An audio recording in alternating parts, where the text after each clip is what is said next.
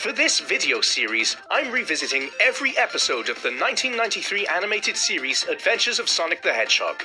This show was produced by Deke and was a surreal slapstick take on Sega's mascot and his world, which seemingly drew as much influence from the likes of Looney Tunes and Ren and Stimpy as it did the video games themselves.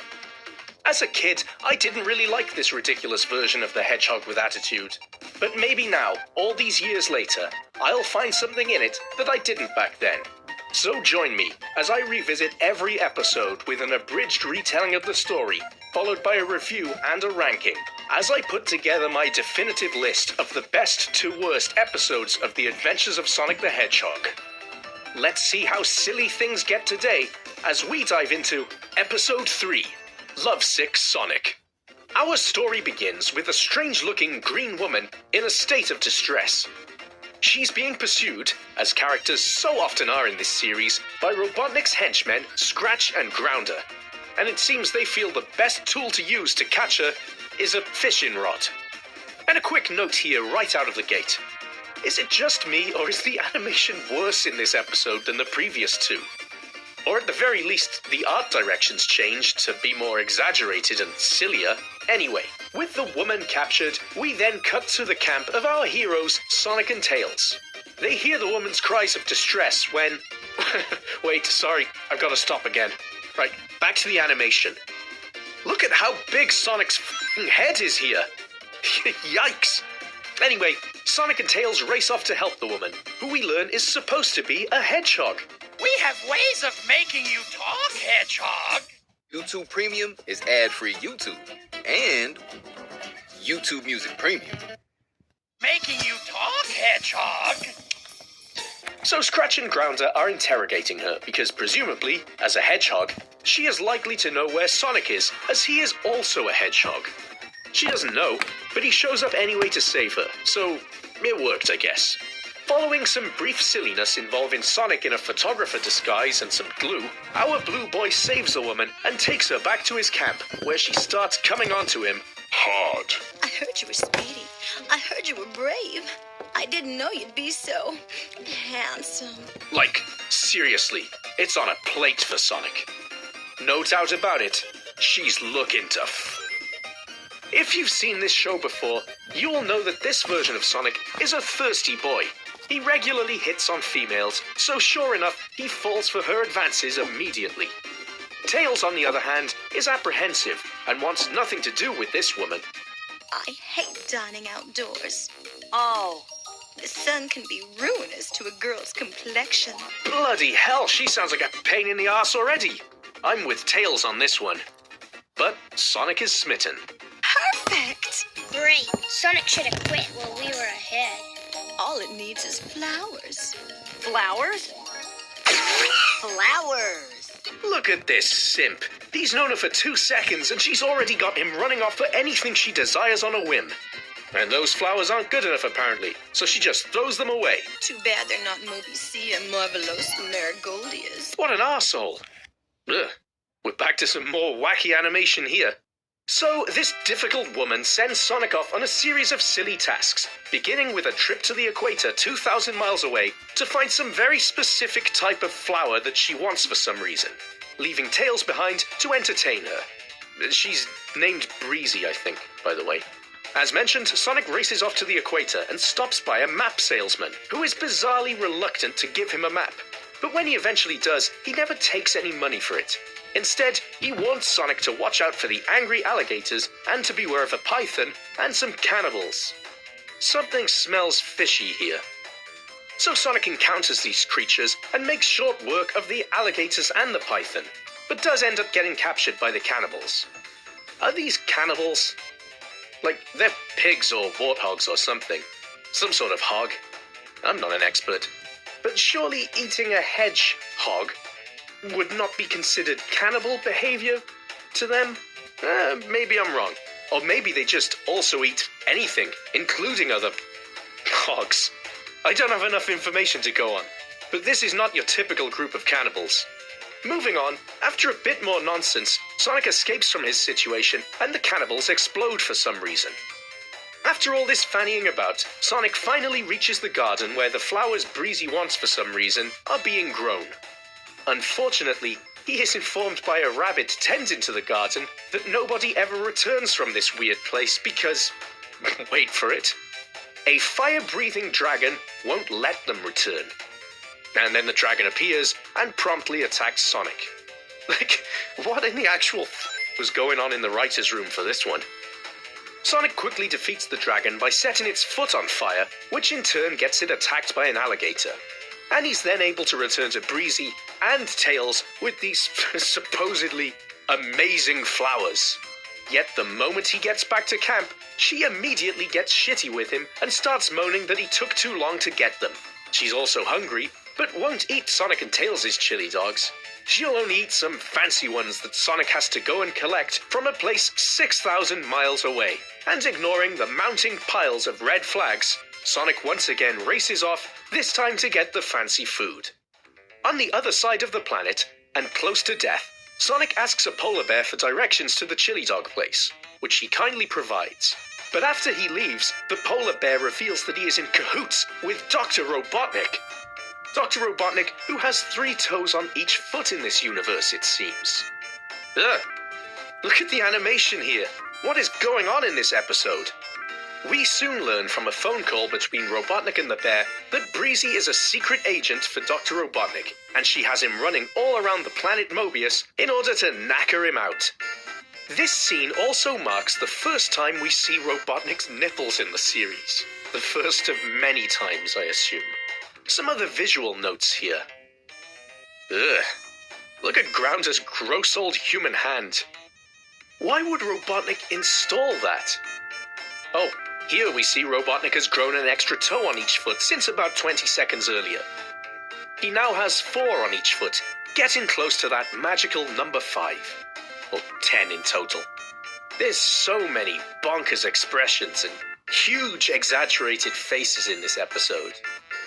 It's so strange, but at times it's kind of funny and sort of works.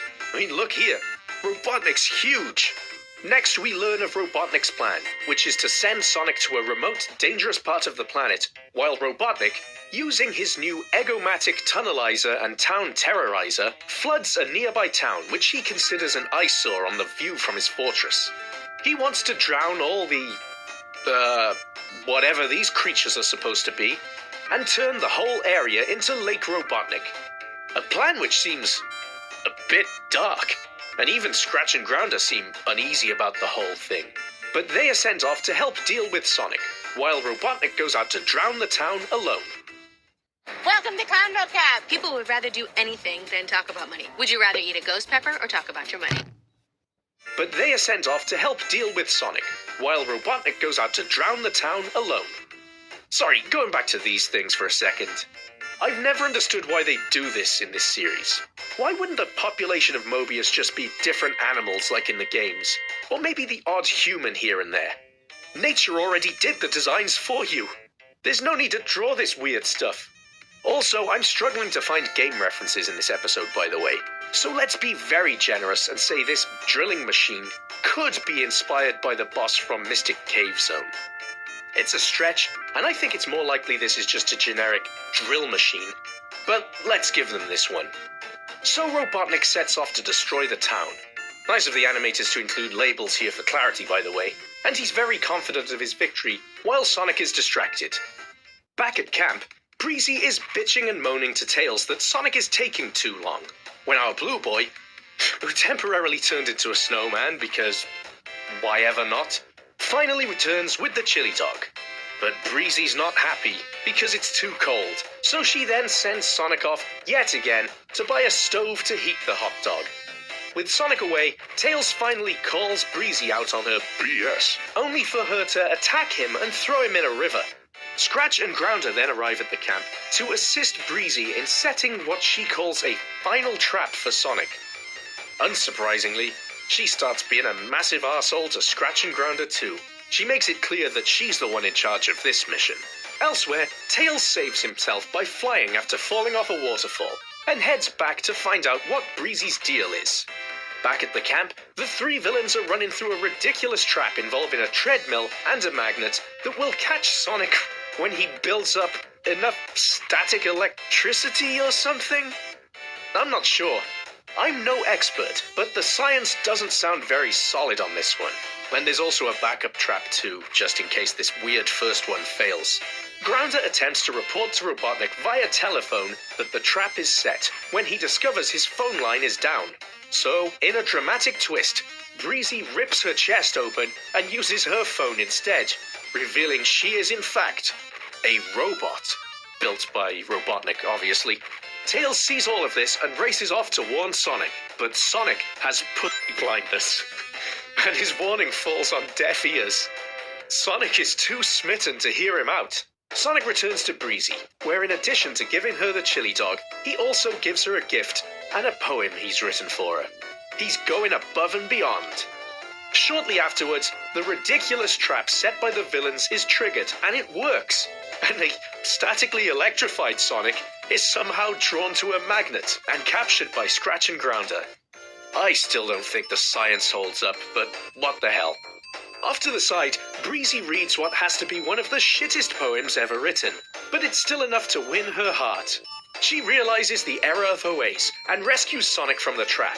Seeing an opportunity, Scratch then drops the backup trap on both of them. But being the fast fella that he is, Sonic is able to rescue Breezy and they both escape, while Scratch and Grounder plummet into an opening in the ground, created by the heavy weight. Silly buggers.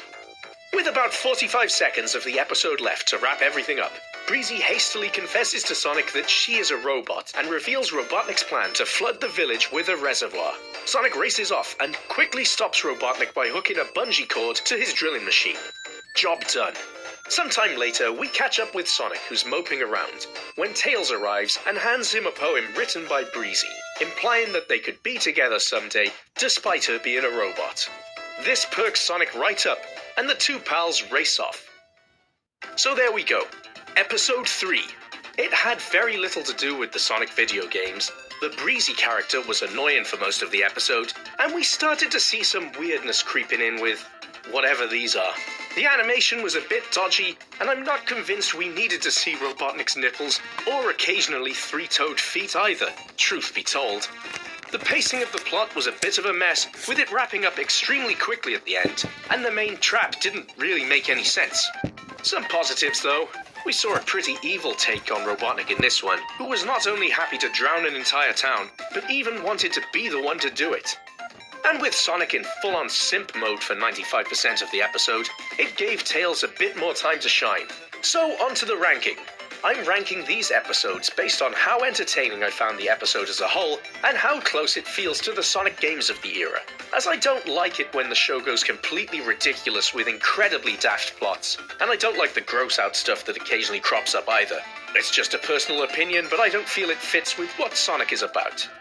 So with this in mind, I am going to place Episode 3, Lovesick Sonic, below the previous two episodes. We're still in the early days for this show at this point, but Lovesick Sonic is the worst episode of the series so far for me. Of course, this is likely to change as I make my way through more and more episodes of this show. So why not hit that subscribe button if you haven't yet, and join me on this stupid journey. Thank you so much for watching this video. If you enjoyed it, please hit that like button as it helps me out a lot, and let me know your thoughts on this video and Episode 3, Lovesick Sonic. As always, subscribe for frequent evergreen Sonic and Sega videos, and check out some of my other content. Thanks a lot, and I'll see you next time.